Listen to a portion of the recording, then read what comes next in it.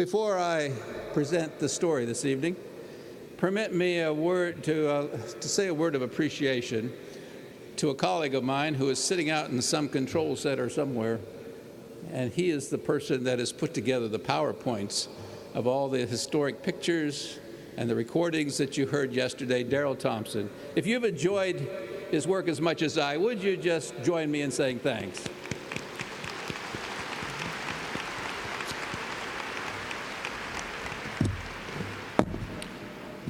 This evening, we're going to consider the experience of our first missionary, overseas missionary, Jane Andrews. And if there was ever a text that would fit or describe Elder Andrews, it is Philippians 3:13 and 14. Brethren, I count not myself to have apprehended, but this one thing I do, forgetting those things which are behind, and reaching forth unto those things which are before, I press toward the mark for the prize of the high calling of God in Christ Jesus. Elder Andrews is best known, as I just mentioned, for being Adventism's first official missionary, international missionary. He also authored the book History of the Sabbath. He was the third president of the General Conference from 1867 to 1869. He edited our church paper, the Review and Herald, from 1869 to 1870, and he was a brilliant scholar. As a teenager, growing up in the state of Maine, John asked his father, Edward Andrews, to buy some books for him. Now, what kind of books do you think a teenager in the 1840s might have asked for? I don't have a clue, but let me tell you the kind of books that John Andrews wanted his father to buy for him. He wanted his father to buy books so that John could teach himself to read the Bible in Greek, Hebrew, and Latin. Eventually, John Andrews could read the Bible in 7 languages. He also acknowledged, when asked one time, he acknowledged that if all copies of the New Testament were lost, he could reproduce it from memory. And we also know that he had great sections of the Old Testament memorized. It's little wonder that many years later, Ellen White, in describing Elder Andrews, wrote to the early believers in Europe, quotes, "We sent you the ablest man in all our ranks." Andrews was married. He had a beloved wife, Angeline Stevens Andrews, and he had 4 children, 2 of which are pictured here, Charles and Mary. Unfortunately, his beloved Angeline died in 1872. So in 1874, on September 15, when Elder Andrews and his 2 surviving children, Charles and Mary, set sail for England and then on to Switzerland, set sail from Boston, why, he was what we would call today a single parent, but in those days, Elder Andrews would have been called a widower. With him, as I have mentioned, was Charles, who was 16 when they sailed to Europe. And since I won't be coming back to him in the story this evening, let me just say, because I get asked sometimes, that after Elder Andrews died, Charles stayed in Switzerland for a while, married a Swiss girl, returned to the United States, worked for many years at the Review and Herald Publishing Company, died in Tacoma Park, Maryland, and is buried there in Rock Creek Cemetery. His younger sister, Charles's younger sister, Mary, was 12 when the family left Boston, but she turned 13 just after they arrived in England before they traveled on to Switzerland. The Andrews first settled in Neuchâtel, Switzerland. Charles, the 16-year-old boy, went to town to buy the food that Mary then prepared. This was a bit difficult for these teenagers because they hadn't yet learned French, and Charles was trying to buy things with coins and money that didn't look quite like what he was used to from his homeland, and not even all the food looked quite the same, and then he would bring it home, and his younger sister was the one who would try to fix it or cook it. In reality, the 2 Andrews children were also missionaries, though we usually just give that credit to their father, Jane Andrews. Now, Elder Andrews, wanted to start a paper, and he heard that the printers were better in Basel, Switzerland, than in Neuchâtel. And so the family moved to Basel, and there he started a paper in the French language. This is a picture of the house where the Andrews, or the apartments where the Andrews lived while they were in Basel. The first issue of the French Signs of the Times came out in July 1876. Initially, the articles were translated into French from articles that had been published in the English Review and Herald, our church paper, or the Adventist Signs of the Times. Sometimes Jane Andrews would write original articles, but most of the early articles are reprints. They would be translated into French by a French translator. They would be set in type by a French typesetter, and then they would be proofread by a French proofreader. But the Andrews family itself were determined that they all would learn to speak, read French. And so they signed a covenant, the original of which is in the Center for Adventist Research at Andrews University.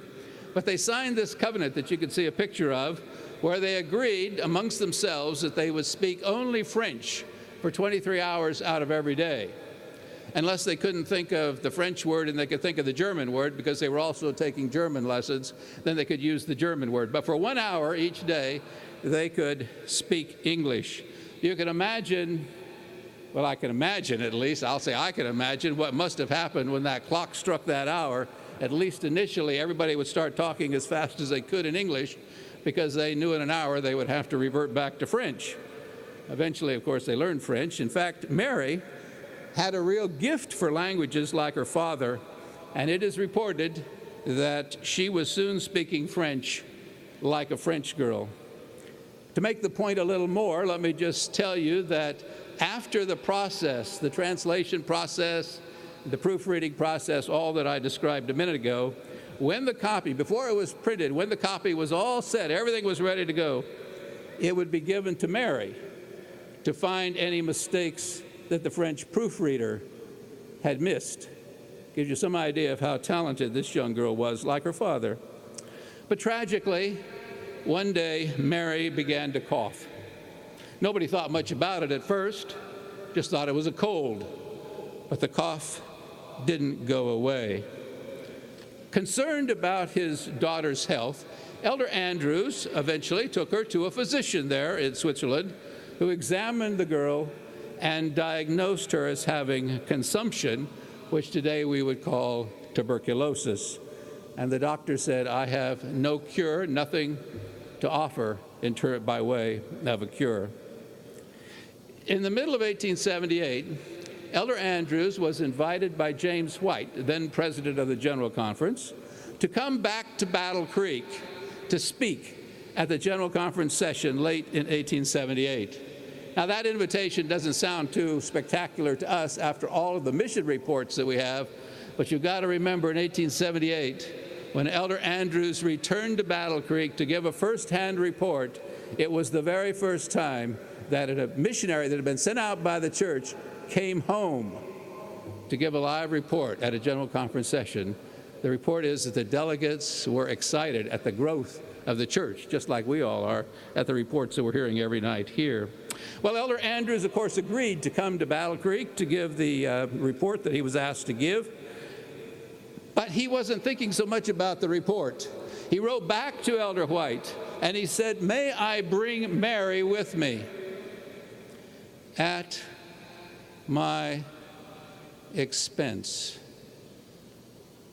His daughter is dying of tuberculosis, but Elder Andrews cannot bring himself to ask the church to spend any church funds to bring his dying daughter back to America for an examination and hopefully some treatment there." Well, they said, yes, bring her. And so they made their way all the way from Switzerland, clear to Battle Creek in about 2 weeks, very good connections. And immediately after they got to Battle Creek, the first place they headed to was the Battle Creek Sanitarium. And there, John Harvey Kellogg, the young doctor that had just graduated from medical school a couple years before, John Harvey Kellogg was asked to examine Mary Andrews. And after examining the young girl, he came to exactly the same conclusion as the physicians in Switzerland, and that is, Elder Andrews, your daughter has consumption or tuberculosis, and humanly speaking, there is nothing that I can do for her. Day by day, Elder Andrews sat by the bedside of his dying daughter. Dr. Kellogg would come into the room and would say to Elder Andrews, please come out. Please don't stay there in the room with your daughter. You will contract tuberculosis. But Elder Andrews felt he had to stay because his daughter had no one else. Mary Andrews died November 27, 1878, 17 years of age. In an autograph album that they have in the Heritage Research Center in the Loma Linda University Library, there is an inscription by Elder Andrews, and it reads like this. Yesterday morning at 4:30, my dear daughter, Mary F. Andrews, fell asleep in death. This child rendered me great assistance in Europe, and when we encountered privation and want, she met all with invincible courage and with patience, faith, and hope. What she suffered caused her to fall by the quick consumption. She has fallen in the work at a time when her services had become of great value. Who is there that will rise up to take her place? It's dated Battle Creek, November 28, 1878, signed J. and Andrews. Elder Andrews found the loss of Mary simply overwhelming. For weeks, he was prostrated with grief. Somehow, he couldn't understand why he had been called to make such a sacrifice. He said to a friend of his, I seem to be having hold upon God with a numb hand. Ellen White, who was in Texas at the time, wrote comfortingly to the grieving father. She said, I was shown you with head bowed down and mourning as you followed Mary to her last home in this world. Then I saw the Lord look lovingly upon you. I saw the life giver come and your wife and children come forth from their graves, clothed with immortal splendor. She signed the letter, your sympathizing sister, Ellen G. White. I might point out that though Ellen White saw in vision the resurrection on a number of times, there are very, very few individuals that she names as having been seen or shown would come up in the resurrection. And yet God, in his love and mercy for Elder Andrews, gave this message to Mrs. White to give to the grieving father. Elder Andrews stayed in the United States for a while after Mary died. In fact, he preached the dedicatory sermon at the Tabernacle in Battle Creek on April 15, 1879. Some people said it was the most powerful sermon they'd ever heard him. But then the next month he returned to Europe, and if possible, he threw himself into the work with even more determination. Why? Because there was one more grave in Mount Hope Cemetery in Rochester, New York. Besides those of his beloved wife, Angeline, and his two other children, now there was a fresh grave of Mary. One more personal reason why Elder Andrews wanted to see Jesus return. A few years after Elder Andrews returned to Europe, he began to cough. At first, they thought it was just a cold, but it didn't go away. An examination by a doctor confirmed their worst fears. Elder Andrews had contracted tuberculosis. In the months that followed, Elder Andrews seems to have gone through the stages that most people go through when diagnosed with an incurable disease. Denial, resentment, sometimes anger, and calm acceptance. As the disease progressed, it also ravaged Elder Andrews' body. His widowed mother, Sarah Pottle Andrews, was living in the United States. Of course, she heard about her son's illness and wanted to go to Switzerland to minister to him. But Elder Andrews said no.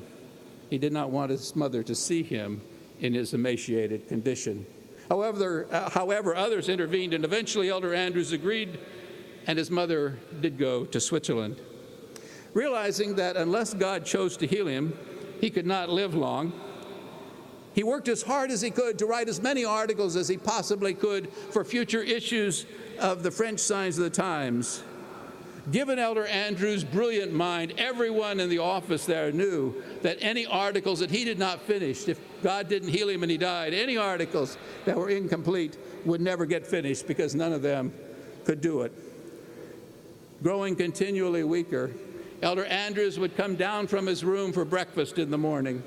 He would sit at the table, we're told, with tears streaming down his face as he would look into the bowl of mush or whatever was being served. And he would mutter to himself, "If I could only force myself to eat, I would have strength to carry on." But the disease had completely robbed him of his appetite. Eventually, he would get up and shuffle back to his room. Sometime around this time, Elder Andrews wrote a letter to his brother-in-law, Uriah Smith. The two men had married sisters. And let me read you some excerpts. It may be quite surprising. This letter also, the original, is in the Center for Adventist Research at Andrews University. Dear Uriah, at the present time, I am brought to look death in the face. There is one thing that troubles me, which I lay before you in the form of a petition. It will fall your lot to mention my death in the review. I beg you to make the simplest and briefest statement possible, and I solemnly charge you to exclude every word of eulogy. I make this request because I fear that your kind regard for me will constrain you to say what I do not merit and what ought not to be said. My best acts have had some trace of selfishness in them or have been lacking in love toward God and man. I beseech you, therefore, by all the affection which you bear me, that you will regard this my earnest petition. Perhaps God will yet spare my life, but to human sight, it seems much more likely that I shall soon be called hence. I am yours in Christ, Jane Andrews. Try as hard as you might. If you look in the review after Elder Andrews died, there is no word of eulogy, just an announcement. The last several weeks of Elder Andrews' life, he was bedridden. By this time, he was too weak to work on any of the unfinished articles that were still on his desk. The weekend of October 19 to 21, 1883, the few workers that we then had in Europe had come to Basel, to the headquarters of our work in Europe, for meetings. Several times during the weekend, they came upstairs to Elder Andrews' room to pray around the bedside of their dying leader. On Sunday morning, October 21, 1883, in his illness, Elder Andrews seems to have lost track of which day it was and apparently thought it was October 22, the anniversary of the great disappointment. There on his bed, the dying man thought of one other thing he wanted to say or to do. In barely a whisper, he asked if someone would bring him a pencil and a piece of paper. What could he possibly want, they wondered to themselves. He hasn't touched one of his articles for weeks. But someone went to his office and brought a pencil and piece of paper to the dying man. With the last strength that he had, he scrawled across that piece of paper, "I leave to the European mission $500. He had made provision for everything else. But as he lay dying, the thought apparently crossed his mind, is there, even now, is there anything more that I can do for the cause of God? Yes, there's that $500. That afternoon, several of the workers once again gathered around Elder Andrews' bedside. Seated at the head of the bed was Elder Andrews' mother, wiping the brow of her dying son. When the prayer was ended and they got up, someone looked over at Elder Andrews and said, "He's gone." It's true. He had died while they were praying. Now, we are told by Ellen White that this work, this Advent movement, is going to close with even more power than that with which it began. If so, that means that some generation is going to display the same spirit of sacrifice and commitment as did our pioneers. This evening, I ask you, as I ask myself, if we did not think we would see another sunrise, would among our last conscious thoughts be, is there still anything more that I can do for the cause of God? Are we the generation that gets serious about finishing the work so Jesus can return? If not us, who? If not now, when?